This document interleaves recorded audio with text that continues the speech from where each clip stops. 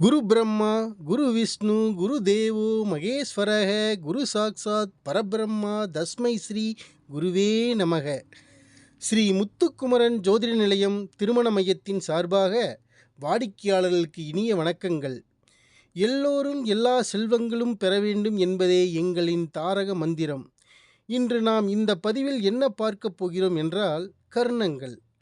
ஒரு மனிதன் பிறக்கும் பொழுது ராசி, நட்சத்திரம், லக்கினம், திதி, யோகம், நமயோகங்கள் என்று பல விஷயங்கள் இருக்கும். அதில் கரணங்கள் என்று ஒரு வகை உண்டு. கரணங்கள் மொத்தம் 12: பவம், பாலவம், கௌளவம், சைத்துளை, கரசை, வனசை, பத்திரை, சகுனி, சதுர்ப்பதம், நாகவம், கிம்ஸ்துக்கணம், விஷ்டி. முதலில் நீங்கள் எந்த கரணத்தில் பிறந்துள்ளீர்கள் என்று தெரிந்து கொள்ளுங்கள்.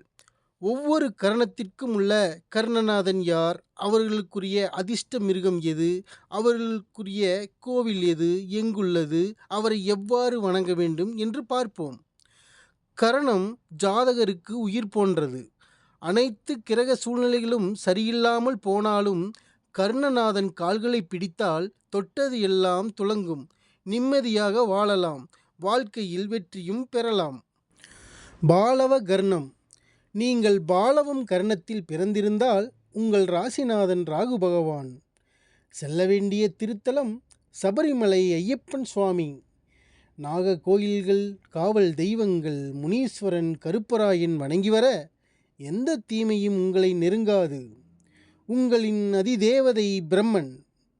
யோகம் தரும் மிருகம் புலி. மலர் செண்பகப்பூ. ஆகாரம் பாயாசம். ஆபரணம் முத்து.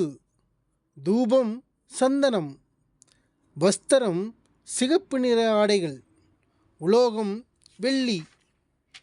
கர்ணநாதன் ஜாதகத்தில் நன்றாக இருந்தால் ஜாதகருக்கு பல மடங்கு நன்மையை தருவார்.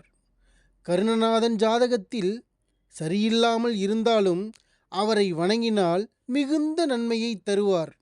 மீண்டும் அடுத்த ஒரு கர்ணத்தில் சந்திப்போம்.